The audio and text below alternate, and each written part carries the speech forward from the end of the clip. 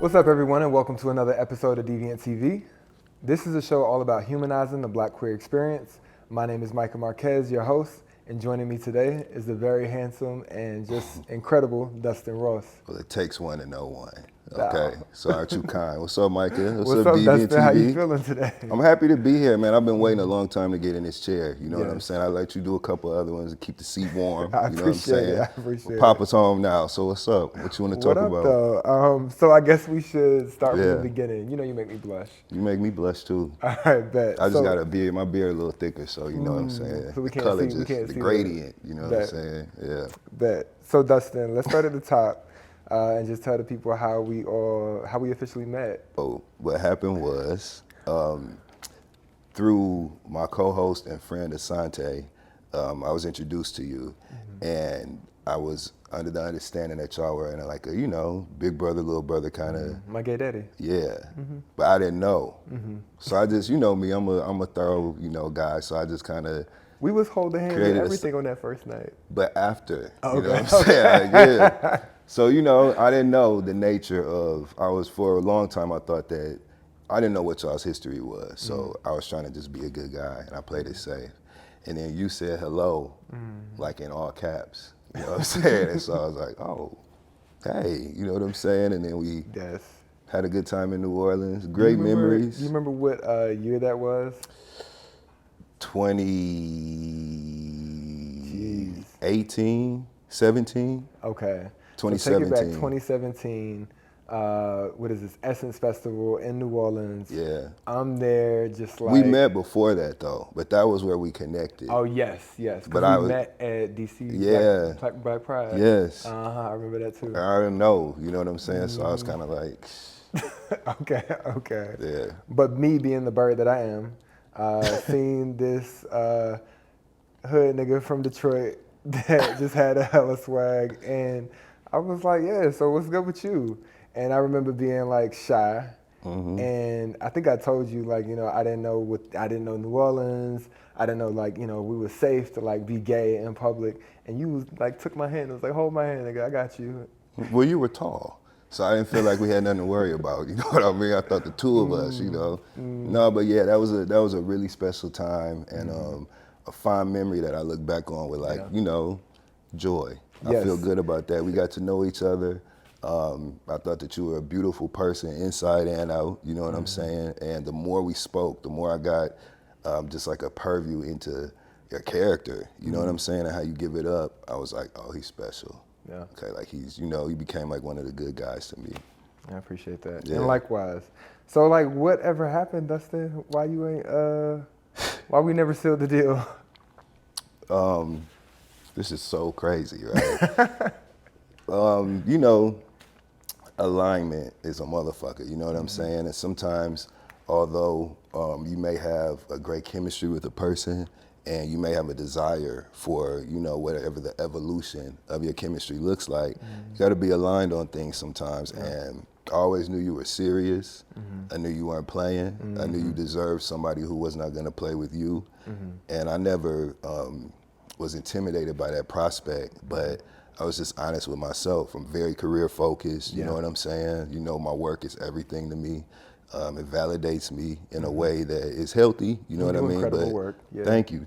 But my focus was not heart-centered.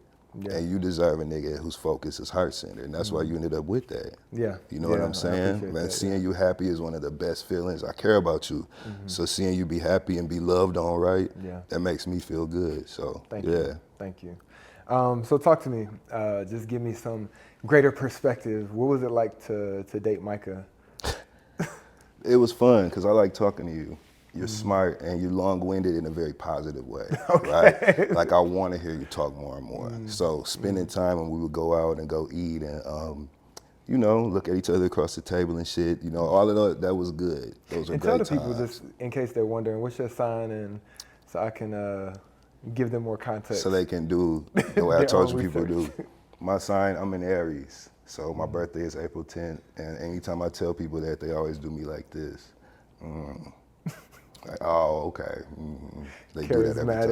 Charismatic, definitely a go-getter, definitely a leader, a boss. I appreciate that. Yes, I all the appreciate things. that. Yeah. That's important to me. Leadership is something that kind of comes naturally to me.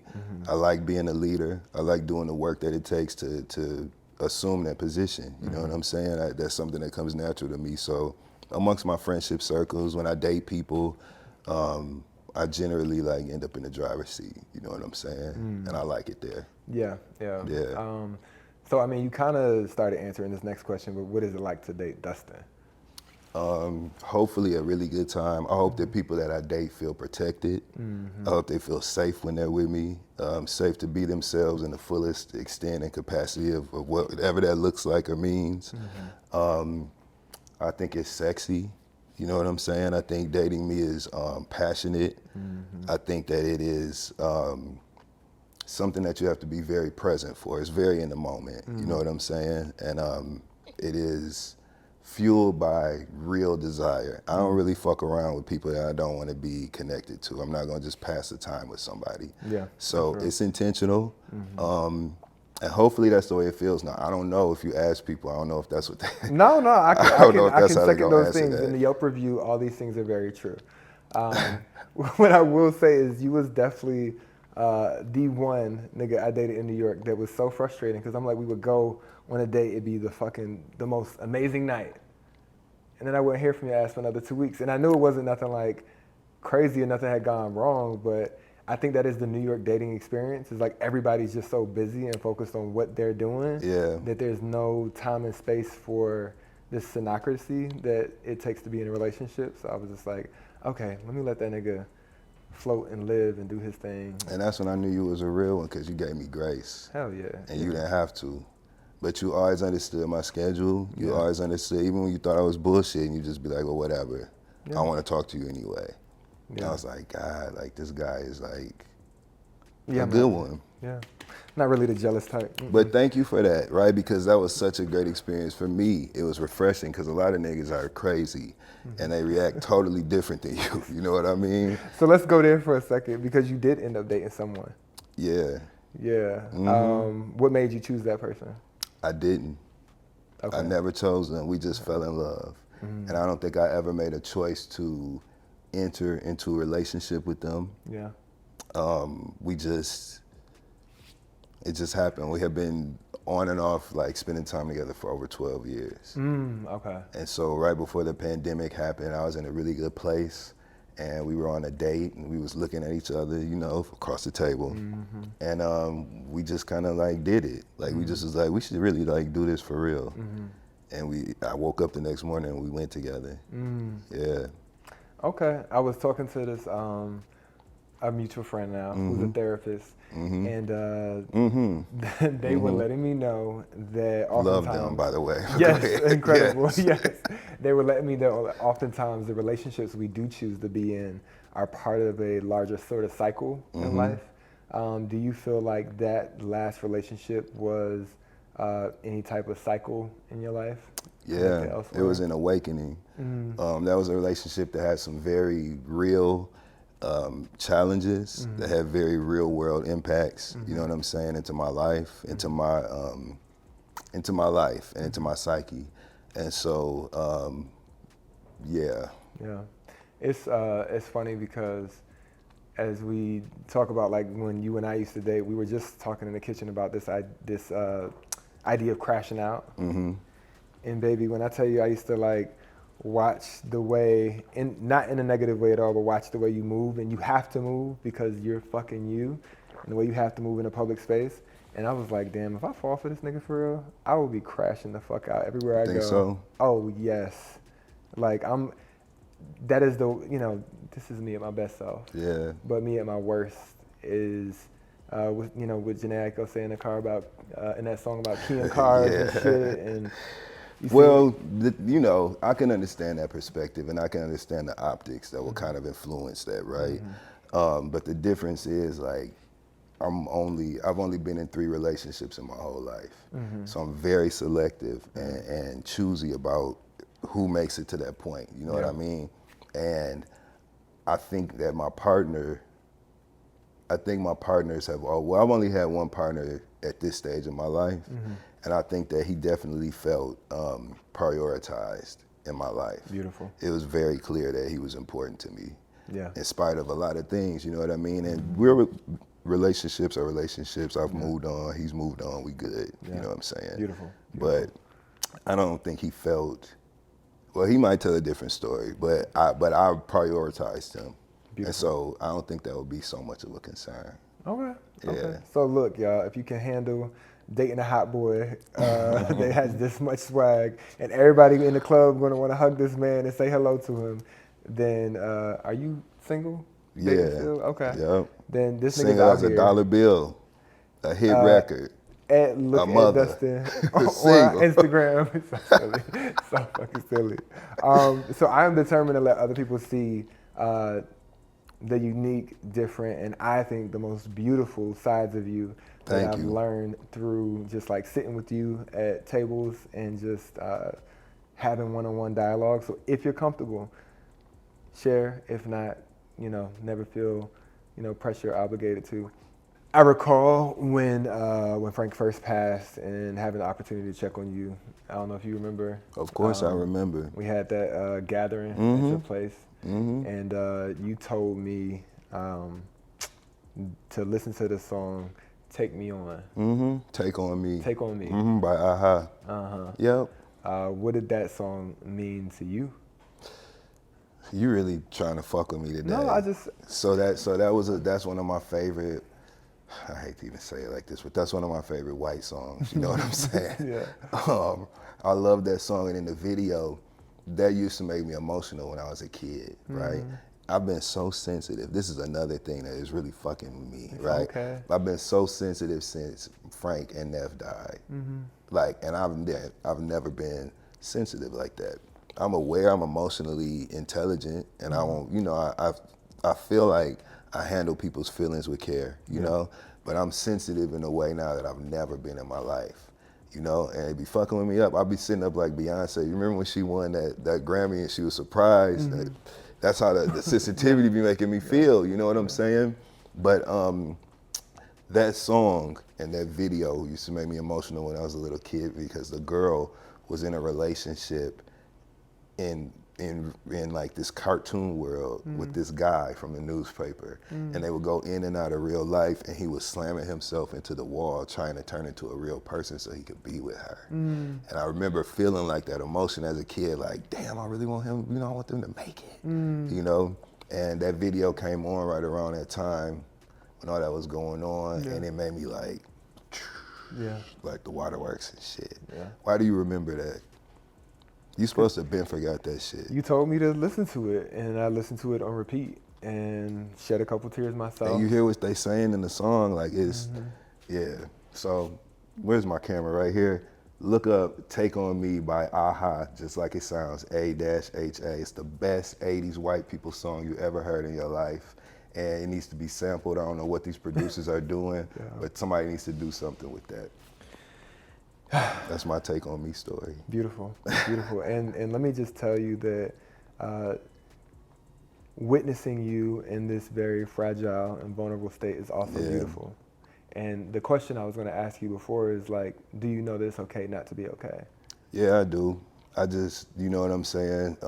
I've never been, you know this about me, I've never been a person who kind of wallows in a valley of sadness or I'm a solution-based person. I want to find a fix and a solve and like get past things. This is teaching me so many lessons because there is literally no fix. I have to reconcile my emotions. I have to acknowledge them, and I have to do my best to, just figure out how to continue to exist. It's hard when you feel like the world did you dirty. Yeah. But again, all it does for me is drive me even further toward just like focusing on the positive and shit. Yeah. Finding joy, you know what I'm saying? Knowing you and knowing that you're someone who pushes through everything, focuses on your work and like knows how to like lock in and get your shit together. That's what I think as someone who loves you worried me the most about the moment, because I didn't want you to just push it down. I think it's so important that, and I've learned this in therapy, it's so important that you like feel the thing, and it's okay to like I know that things like grief can feel bigger than you. And at the same time, I just wanted you to be okay with not being okay and being taken care of sometimes. And yeah. Your presence meant a lot. And you just showed up. You never really even gave me a chance to like tell you no. You literally made sure that I was okay, and it wasn't a one-time thing. It's something that you actually continue to do even now. You know what I'm saying? You'll hear me like, yo, we need to go hang out. I want to check on you and make sure you're okay. I really hope that you feel the same energy back from me with our friendship. Absolutely. I want you to always know that like, I love you and I care about you as a person. And so your well-being, your happiness, your health, your wealth, you know what I'm saying? Yeah. All of that is always important to me. And that has always usurped any attraction, Absolutely. any of that shit, you know what I'm saying? We're able to exist in an honest space of integrity, you know what I'm saying? Yeah. And I think that that's word to us really giving a fuck about each other. Absolutely. And so I just hope you always feel that, because I definitely feel it from you. I You do. know what I'm The saying? love here. You are a good person to a lot of people. And so you should hear that from more people than just me. And it's okay for you to measure how motherfuckers are lining up in your life. I appreciate you. Yeah. And I appreciate you so much that I don't really need it from a lot of other people. As long as I have like genuine connections like this, I don't really give a fuck what 100,000 other people got to say. Yeah. So yes, I thank you and I appreciate you. As And long as you know. the love is real, going both ways. So, lighter topic. Let's talk about your work. Let's talk about it. Yes. So when you left Flint, your original pursuit and career was as an actor? Well, yeah, I was working in labor relations for the UAW in Michigan, right? And I hated my fucking job. I was around a bunch of assholes and people with a lot of problems, okay? So I didn't want to be around them. And I also had just ended my very first relationship, my first boyfriend. Shout out to my ex. That needs to be a song right there. Shout out to my ex. Yeah, we was in love, and so, but we weren't at that time. And so when we broke up, I just wanted change. And so my sister had moved like a year or two prior to New York City. She was doing her thing, working in finance down on Wall Street, wearing fur coats and shit, and red bottoms to work, you know, living a New York life. And so I was like, fuck that. Like, I'm finna go after mine. Like, I want to be an actor. I'm moving to New York. Because at the time, I wanted to try to do theater, too, right? Be on Broadway. I couldn't sing, but I could make you feel something. So that's what I wanted to do. So I moved to New York, started, like, hustling and auditioning for things. I had no idea what I was doing. And I ended up booking this movie called The Skinny or whatever. And we did the film. We toured with the film, did Q&As, and it just really opened up a whole new world of opportunity for me in entertainment, in media, just several different opportunities. So that was kind of the way I came in. I couldn't begin to name all the accolades that you have professionally, but just to name NAACP Image Award win for Holding Court with Ebony K. Brown. Williams, yes, absolutely. Ebony K. Williams, Yep, yes. that's all good. Your comedy tour, Yep. getting ready to commence, you already done 2 shows in New York? I'm very proud of that. You know, I'm happy, I'm proud of that. That was something that I really wanted to do this year. I really wanted to step into like stand up. I started writing all these sets, these hour-long sets, and I had no proof of concept. Nobody had seen me do it before, but we were able to sell out City Winery twice. They offered me that second show. We sold that bitch out too, and I had just an overwhelming amount of support. The voices in the audience were laughing for real, and I knew that. You know the difference when somebody just laughing remember when I had to laugh earlier for the mic test? Yes. It wasn't like that. They was laughing for real. So I'm proud of that, and I'm very excited about continuing to do it, and the tour going on this summer. So I'm very proud and very grateful for that. Yeah. Yeah. The podcast with Carlos King. Yes. The Friend Zone, of course. Yes, we make 10 years this year. Wow. Ain't that a bitch? 10 years. Fucking amazing. Yep. Backtracking just a bit, how was it working with Jussie Smollett? Wonderful. Yeah. We formed a lifelong relationship, a lifelong bond. Nice. And Jesse and I are great friends to this day. I'm in full support of him, always have been, and I've been his friend along the way. We're great friends, yes. Through all the shit. and was you know what kind of nigga I am. I know what kind of nigga you are, and So, I'm just like, that's, yeah. I would have to go do commentary in different platforms, different media outlets, and we would be doing pop culture commentary during the thick of his situation. I would tell them they couldn't ask me anything about him and they couldn't talk about his situation around me. Love So it. not during this segment. Otherwise, I can just go figure it out, whatever. And people respected that. Yeah. They respected me because I had been honorable. You know Yeah. what I'm saying? Up Yeah. until then, so everybody honored my request. I really love that. Yeah. And I definitely sense that you are the type of person who, as a protector, will, you know, go to someone you love's defense. 100%. Before they ever have to say or ask anything. 100%, because that's, otherwise, what are we doing this for?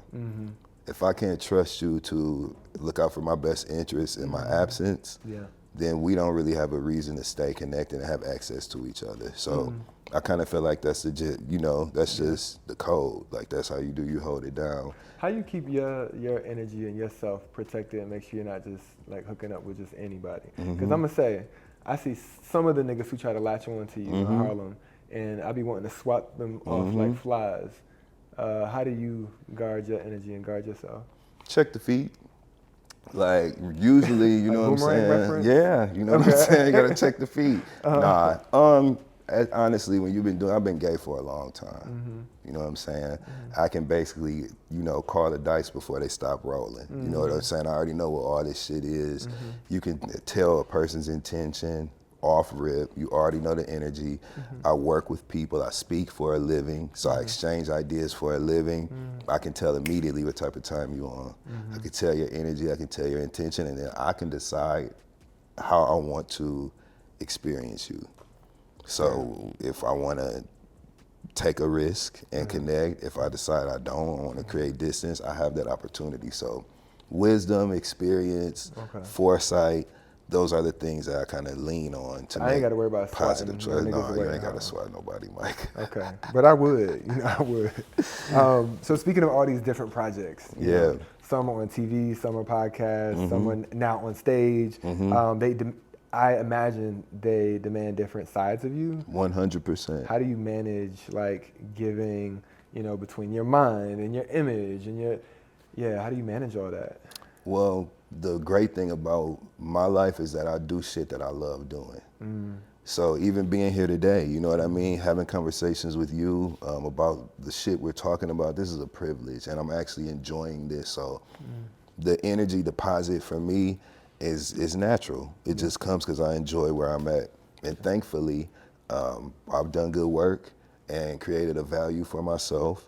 And I don't have to do nothing I don't want to do right now. You know what I'm saying? I can focus on and invest my energy and my skills into projects that are important to me and that I enjoy. So I love what I do. The energetic ask is never too much for me because I'm happy to be there. Yeah. So So I'm gonna say this question first, but then I'm gonna give a little. Come on. Okay. So the question is like about you making space for Black community. I think it's just like fucking wonderful.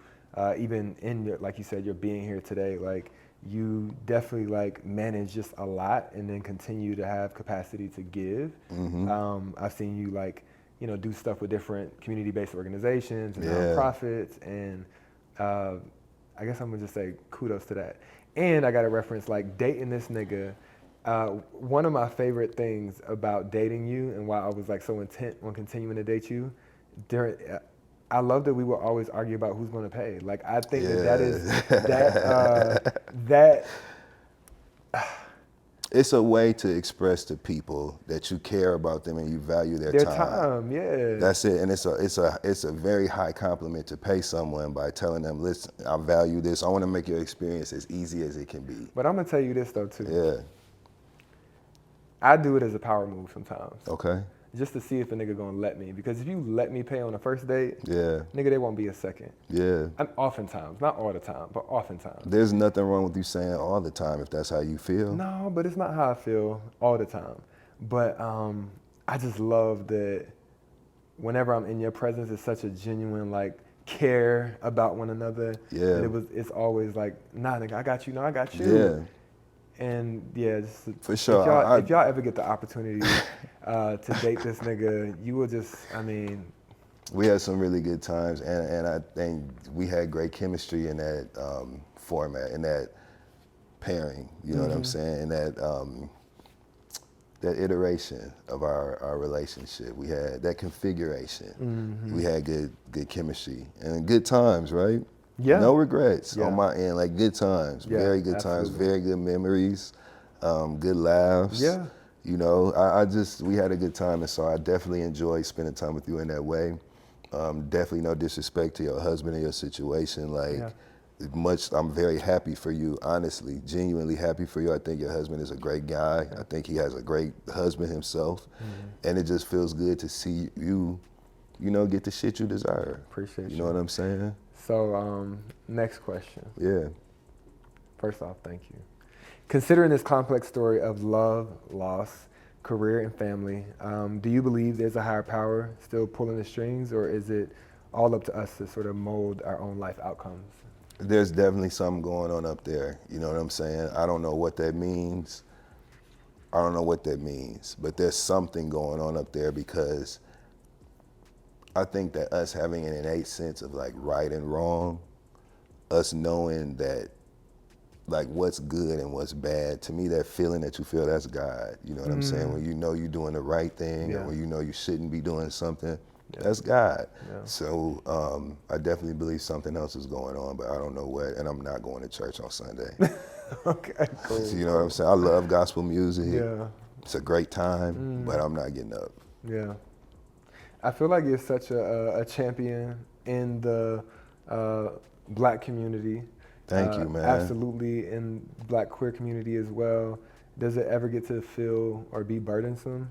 Like, where do you catch a breath? Where do you catch a break? No, because the older I get, the more I realize how important visibility is, and having a voice and talking about important shit. In my set that I do on stage, my stand-up set, I talk about like non-binary issues. You know, I speak on things that are funny, but I'm making a point. There's a service being done there, and that's important. Talk to me about comedy a little bit then. Yeah. Because I feel like there are comics who constantly sort of punch down and they like punch at those. That's lazy. There's a way to, everything is funny, first of all. Everything is funny. And I'm gay, so I can talk about gay shit. You know what I'm saying? I can crack gay jokes. But even then, there's a way that you do it where we can still get the laugh, but we're not self-deprecating in a way that is harmful. You know what I'm saying? Like, and I think that it's such a lazy play on behalf of a lot of comedians by punching down. It just shows immaturity. It shows a lack of skill. Comedy is a science, and it's something that you have to be very well read to be good at. Yeah. You have to know what the fuck you're talking about in order to highlight the humor. So you have to be informed. You have to read books. You have to stay up on world events. You have to understand politics, understand human emotion. It's a lot that goes into it. And so if you're not willing to do that work, it shows in your material, because you're making lazy ass jokes that are corny. Right. You know, I'll tear your ass up in like 30 seconds. Yeah. You know what I mean? Without offending nobody. Yeah. Damn, I would be afraid to argue with you. That's how I don't argue. I'm a player. I don't argue. I just fucking fight. You know what I'm saying? I ain't doing the arguing part. We don't even have to talk about nothing. You never used to like practice by roasting niggas back in the day? Not practice, but hell yeah. And I get roasted on a daily basis. My brother and them fuck with me. My cousins, everybody. You know what I'm saying? My friends. Shout out to my friend Zach. But my friends literally roast me all the time. So it's love. Okay. And it's a sport. I love talking shit. And so, you know, I look forward to opportunities to do that. All right, bet. Just so you get a second to like pop your shit, I know every time we have like a kickback or something at the house and we turn on YouTube to play music, you always like throw us into some like deep cypher hip hop shit. Who's your favorite? What you listening to right now? Okay, so right now, West Side Gun, who was in the Griselda crew, he's got a song called 0455 Freestyle that I love. They actually, on the visualizer for that song, they're standing in front of Carbone and he's in like this fur. And like they got this look, and it inspired my birthday shoot. I hit my photographer like, let's go take pics in front of Carbone. But that right now I'm loving. I'm loving Dave East and Ransom's project right now. Love that. They got this song called The Mosque. That's my favorite. I love Wham Whammy by Pluto and YK Nice. Okay. You might have to send me all these. Yeah, I'm gonna make you a list. Like it's a Okay. bunch of new stuff. But you know, that's one thing I love about having people over in my space because typically we play the same shit at the kickbacks or whatever. But when you come to my house, you know what's the rule? No requests. No requests. I'll be Yeah. playing what you ask me to play. But like most people, I don't take the requests, you know? And I force them to be exposed to other music, like rap music, that I think a lot of times we don't feel like we belong in that audience, right? Because it's not a place that is made to feel safe for like black, gay, queer people or whatever. Yeah. But I don't give a fuck because I love rap music. I was raised on that shit. And, Sure is, yeah. and we deserve to enjoy it too. And most often, although my friends will complain for like the first 5 minutes and want to hear Ass Like That by Victoria Monet or something, you know what I mean? Once they start listening to the shit I'm playing, they are Shazamming, asking me, I didn't even know they had a new, yeah, exactly, so. Bet. Yep. Okay, Dustin, so because you are single like a dollar bill, Yeah. but also like the, #1 charting song right now, if you desire a nuclear family at all, what traits would your partner need to possess, and would you raise your kids any differently than how you were raised? Hell yeah. I would definitely do some things differently as a parent, yes. What was the first part of the question? Because What I traits? was Just immediately had to answer for our that. deviants that are definitely going to seek you out after watching this, what traits do they need to possess and sort of check off before they hop into your DMs? Authenticity, good oral hygiene, Because niggas' breath be stinking. breath be stinking, nails clean, you know Yeah. what I'm saying? Like just the basics. On top, just being yourself. I don't like any exaggerated, you know what I'm saying? Any exaggeration as far as your personality that's not natural. You could tell when people are putting on or not being themselves. Just be cool. Yeah. Just And be I cool. feel like niggas who aren't authentic, often they breath stink. That's the first red They flag. rotten from the inside. That's the first red flag. You put an Altoid on their tongue, it'll sizzle. That's how bad the breath is. So, but yeah, I like authenticity, well-groomed. Confidence is very sexy to me. You know what I'm saying? A quiet confidence, that's sexy. Okay. Yeah. All right, bet. Is there anything that you haven't shared today that you would like to? No, but you know what my #1 deal breaker is for dating? With that? MAGA. Oh, yeah. So if you are in any way connected to any of that bullshit, okay, the answer is no, and it's firm. What if you a gay nigga who stomps for Tory Lanez? Is that cool? Not to me, you know, because I think that he shot Megan Thee Stallion. It was fucking proven in a court of law. So it's not really about your feelings on that case. This is where smart and dumb, you know what I'm saying, come into play. You're dumb if you're believing that. And if you even think that I'm the type of nigga that wants to talk about that shit with you, it's automatic DQ, you know what I'm saying? So, yeah. Okay. What about if you are, because you are a very naturally like masculine gay man. Okay. What if you are a gay nigga who just like doesn't fuck with feminine gay men, and you're just like, trans women, like what if you are that gay nigga that's just like not with the gay shit? Yeah, I don't choose to be around people like that. Because again, I think you're ignorant. You know what I'm saying? Because you gay yourself. You know what I'm saying? So like the fact that you even think that you have the authority or the jurisdiction to make that sort of determination of someone's existence, nah, motherfucker, like I'm good. I don't want nobody dumb. You know what I'm saying? Like that's dumb.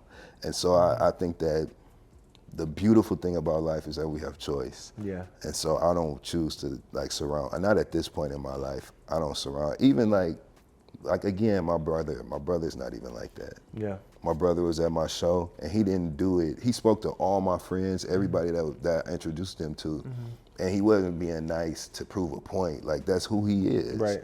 And he's straight. Yeah. So what I look like, or what does another gay dude look like trying to, go out of their way? Yeah, it's not about that. And if you on that type of shit, you're really immature. You're just not a good person. And I'm about character. You know what I'm saying? So I did it myself. I swatted off the flies by having you answer these questions, and I really appreciate it. Okay.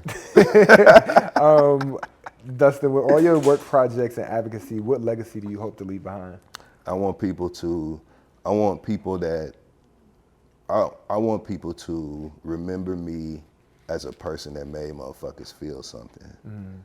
Like when you are around me, or if you know me, I want you to walk away, remembering. I just want to have an impact on people for the good. I want my community to be proud of me. I want my community to feel like I represented us well. Like I went for it, you know what I'm saying? And I just want people to be better to other people because of the way I made them feel. Yeah. If that happens, I'll feel accomplished. I'll be up there looking down like, you know what I'm saying, happy.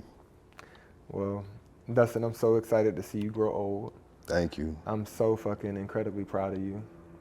I'm definitely changed and better because of how you've made me feel. Oh, man. And just thank you for joining us on the episode today. Thank you. I'm proud as fuck of you. I tell you all the time, but we're going to say it on the record. This here is on the record. And we're going to say it. I'm very proud of you. Seeing what you've done, what you've turned that brand into, your brilliance, my nigga, like, this is incredible. And I tell you all the time, we live in the best years of our fucking life. Yeah. And that's why we celebrate when it's time. That's why we fight over the bill. We be turning up, celebrating, you know? Yes. We have to, but I'm proud of you, and thank you so much to you, the whole Deviant team. It's always a pleasure working with y'all. You know, I love working with you guys and just being a part of this movement that you created. I'm happy. What does Deviant mean to you, D? Micah's motherfucking business, so niggas better respect it. That's what it means. No, Deviant has given people so much license to really exist in the fullness of themselves as black, queer people. What the fuck? Y'all gave people license to be free in ways that were not offered to them previously. You know what I mean? So it's a very powerful movement, and that's why it exists in different verticals. You know what I'm saying? It's not just parties. Right. It's a lot more than that, and that's why it thrives in different verticals. So this is powerful. It's something that makes people feel stronger. You know what I'm saying? It makes people feel happiness. This is what it's all about. So I'm very proud of Deviant. Damn, I love you, nigga. Cheers. Cheers. I love you too, boy. Thanks again for joining us on another episode of DVNTv. Again, this is a show all about humanizing the Black queer experience. I'm your host, Micah Marquez, joined by the incredible Dustin Ross today.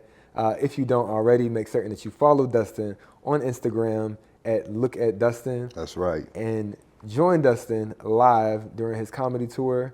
Go to DustinRossLive.com. All ticket and date information is there. I can't wait to see y'all. Bet. It's a wrap, y'all. Micah!